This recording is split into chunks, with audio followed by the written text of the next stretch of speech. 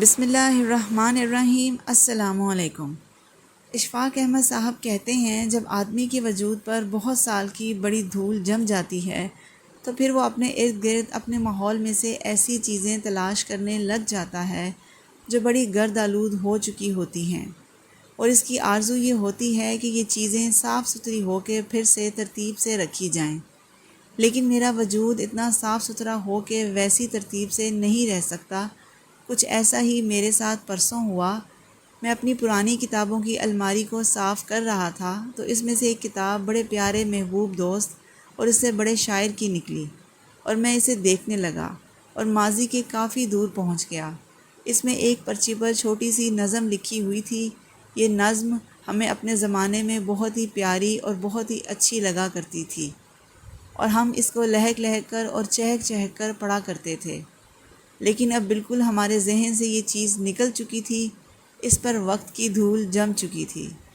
خواتین و حضرات، جب کوئی رخصت ہو جاتا ہے آپ کے درمیان میں سے اور موت اس کے ساتھ رشتہ گانٹھ لیتی ہے تو پھر آدمی سوچنے لگتا ہے کہ یہ موت کا وجود ہے، اس کا تعلق عدم کے ساتھ ہے یا موجود کے ساتھ۔ آدمی تو گزر گیا، چلا گیا، لیکن وہ اپنی یادیں چھوڑ جاتا ہے، اور کبھی یوں بھی ہوتا ہے کہ وہ زندگی میں اتنا کچھ نہیں تھا، چلے جانے کے بعد جتنا کچھ ہو گیا۔ میں سوچتا رہا کہ موت بھی زندگی کا 1 روپے کا دوسرا رخ ہی تو ہے، لیکن یہ بڑی اہم بات ہے اور بڑی دلچسپ ہے، اور اس کے ساتھ ایک گہرا رشتہ رکھنا بہت ضروری ہے۔ تو مجھے یاد آیا، کتابوں کی الماری صاف کر چکنے کے بعد اور اس دوست کا ذکر کتاب میں پڑھنے کے بعد، اس کی شاعری دیکھنے کے بعد جو کہ اب ہم میں نہیں ہے، ہمارے یہاں پر ہمارے مشرق میں موت کے بارے میں عجیب و غریب روایات اور عجیب و غریب قصے اور بہت عجیب و غریب رویے ہیں۔ میرے چچا جہلم میں ٹمبر مرچنٹ تھے۔ ان کے دوست کا ایک جوان سال بیٹا کسی وجہ سے فوت ہو گیا۔ اکیلا ہی اس کا بیٹا تھا اور وہ بڑا صوفی آدمی تھا۔ میرے چچا کے دوست اپنے زمانے میں نائب تحصیلدار تھے، لیکن بہت ایماندار اور بہت اونیسٹ اور راست گو انسان تھے۔ کسی وجہ سے میرے چچا نے یہ عرض کیا کہ ان کی طبیعت ٹھیک نہیں۔ انہوں نے اپنے نمائندے کے طور پر مجھے بھیجا کہ جا کے تم افسوس کر کے آؤ اور کہنا کہ میں جوں ہی ٹھیک ہوا، میری صحت بحال ہوئی، میں خود حاضری دوں گا۔ جب میں وہاں گیا تو بہت سے لوگ جمع تھے اور وہ چارپائی پر بیٹھے ہوئے تھے۔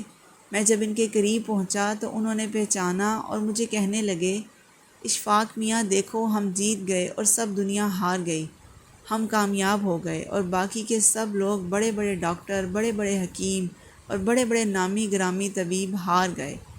میں پریشان کھڑا تھا ان کے سامنے کہ یہ کیا بات کہہ رہے ہیں۔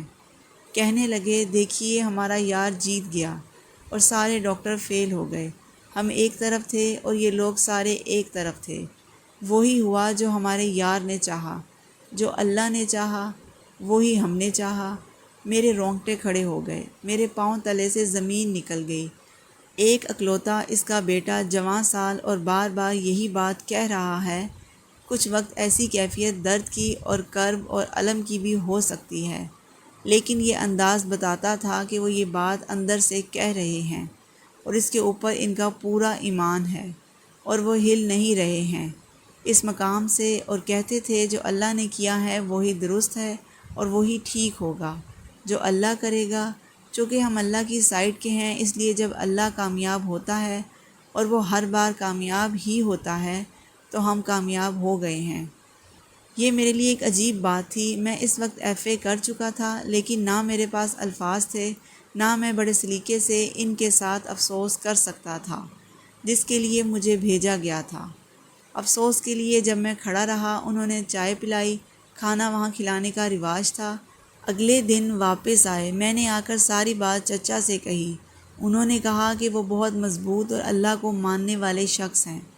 اس کے پھر کچھ عرصے بعد جب میں تعلیم سے فارغ ہو چکا تھا اور میں نے ابھی کوئی ملازمت نہیں کی تھی تو مجھے سالٹ رینج میں جانے کا اتفاق ہوا۔ یہ کوہستان نمک پر ایک مقام تھا، پہاڑوں کے اندر۔ اب تو ماشاءاللہ راستہ بہت آسان ہو گیا ہے موٹر وے کی وجہ سے۔ اس وقت بہت مشکل سے یہاں پہنچتے تھے۔ جب ہم تلا گنگ پہنچے تو ایک بزرگ تھے، ملک صاحب، ان کا بھی اسی طرح بیٹا فوت ہوا تھا۔ ان کے پاس لوگ افسوس کے لیے آ رہے ہیں۔ وہ بیٹھے تھے آرام سے ایک مقام پر، اور لوگ گھوڑوں پر، پیدل، ایک دو اونٹ پر بھی آ رہے تھے۔ بہت رئیس تھے اس علاقے کے۔ جو آدمی بھی جہاں پر ملک صاحب بیٹھے تھے اس دائرے کے قریب پہنچتا، وہ اپنے گھوڑے کی باگ یا شتر کی مہار چھوڑ کر پیدل چلتا ہوا رکتا تھا اور ہاتھ اونچے کر کے ایک آواز لگاتا تھا، ملک صاحب حق ہویا، یعنی جو کچھ بھی ہوا یہ حق ہوا، اور بہت اونچی آواز میں روتے ہوئے کہتے تھے کہ ہاں حق ہویا، یہ حق ہے، جو کچھ بھی ہوا میں اس کے آگے بول نہیں سکا۔ پھر وہ دھاڑے مار مار کے رونے لگتے تھے۔ یہ بھی پرسہ دینے کا ایک انداز تھا، لیکن وہ کہتے اونچی آواز میں۔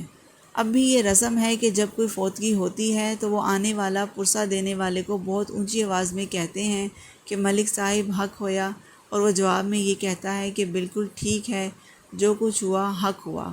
یہ بڑی مشکل بات ہے، اس کو اندر سے نکال کر کہنا۔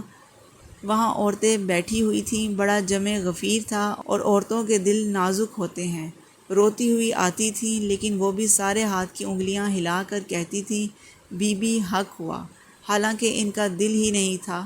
عورت کی طبیعت نرم ہوتی ہے، لیکن رسم کے مطابق یہی کہتے تھے کہ بی بی حق ہوا، اور وہ ماں جو تھی اس بیٹے کی وہ بھی کہتی تھی ہاں ہوا، میں اس کو تسلیم کرتی ہوں، جو بھی کچھ ہوا حق ہوا۔ تو موت کو زندگی کے ساتھ اس طرح سے وابستہ کرنا اور اس کو زندگی کی ایک بنت میں عجیب طریقے سے لانا، یہ کچھ ان لوگوں کا کام ہے جو اللہ کی ذات پر پورا کا پورا اعتماد رکھتے ہیں، اور ان کا ایمان جو ہے وہ بڑا مضبوط ہوتا ہے۔ تو میں یہ اکثر سوچتا تھا، اور میں نے پہلے بھی عرض کیا تھا کہ زندگی کو پروٹیکٹ کرنے کے لیے، اس کی حفاظت کرنے کے لیے موت جو ہے یہ بڑی اہم اور بڑی ضروری چیز ہے، اور اس کا ہم پر بڑا احسان ہے۔ اشفاق احمد صاحب کہتے ہیں میری ایک بھانجی تھی، بڑی دیر کی بات ہے، اس کو اپنے دادا سے بڑا پیار تھا۔ ہوتا ہے پوتیوں کو اپنے دادا سے پیار، تو دادا اس کے سیر کرنے جاتے تھے۔ اچانک فوت ہو گئے، اس کو بڑا صدمہ لگا، اکیلی بیٹھی رہتی تھی، ذرا زیادہ ہی وہ پریشان رہتی تھی۔ ایک دن اس کی ملازمہ نے کہا منی تیرا دادا کہاں گیا؟ اس نے کہا میرے دادا صبح سویرے سیر کو جاتے تھے، تو میرے دادا اللہ میاں اکٹھے سیر کیا کرتے تھے۔ بہت لمبا چکر لگایا تھا، میرے دادا تھک گئے تو اللہ میاں نے کہا اب تم واپس کدھر جاؤ گے، تم میرے گھر میں ہی رہ لو، ریسٹ کر لو۔ تو میرے دادا وہاں ریسٹ کر رہے ہیں۔ تو اللہ ان کے بڑے دوست ہیں۔ اتنی گہری بات اس نے کہی، بڑی عجیب و غریب بات کر دی۔ تو یہ مشرق کے لوگ بات کرتے ہوئے مانتے ہیں کہ موت زندگی کا ایک اہم ترین حصہ ہے۔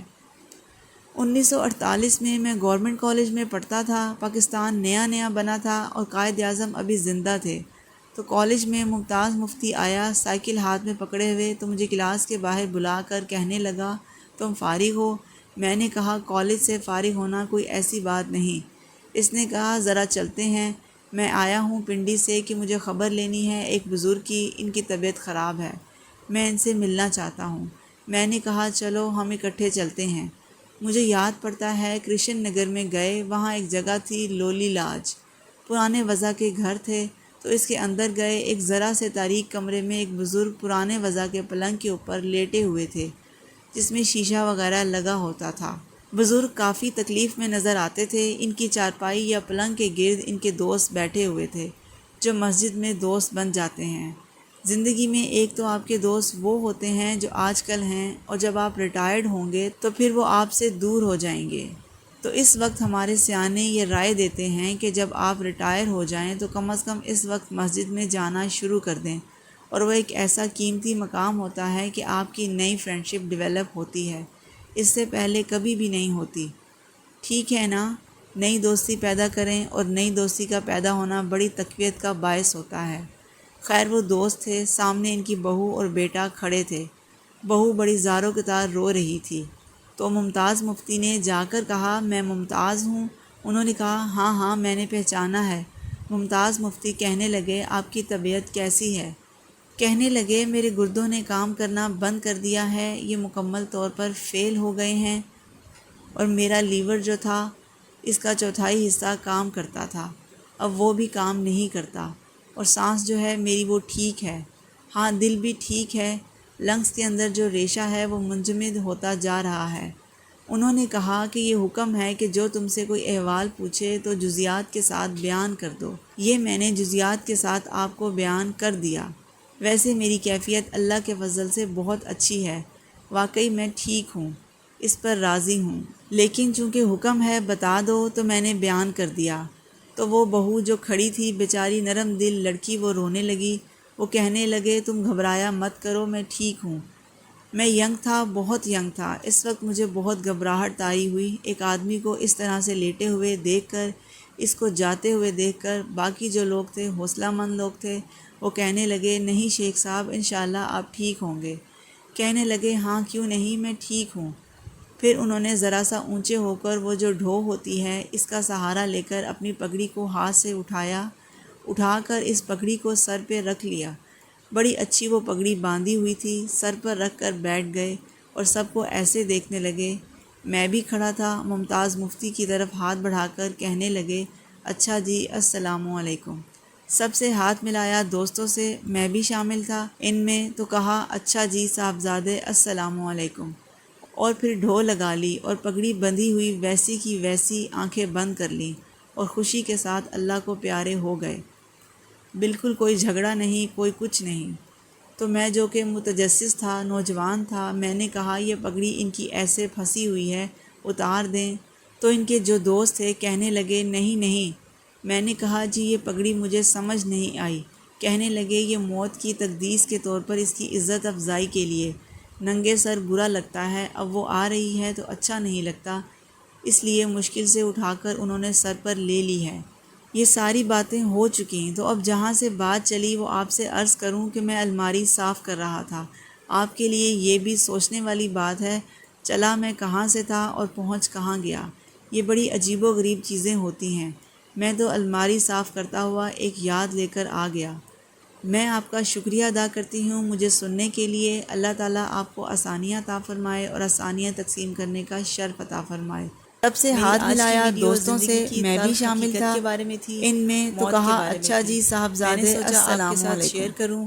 اگر آپ کو میری یہ ویڈیو پسند آئی ہے تو پلیز لائک کریں، شیئر کریں، اور میرے چینل پر اگر نئے ہیں تو چینل کو سبسکرائب کرنے کے بعد بیل آئیکن ضرور پریس کریں تاکہ آنے والی ویڈیوز کا نوٹیفیکیشن آپ کو مل سکے۔ جزاک اللہ۔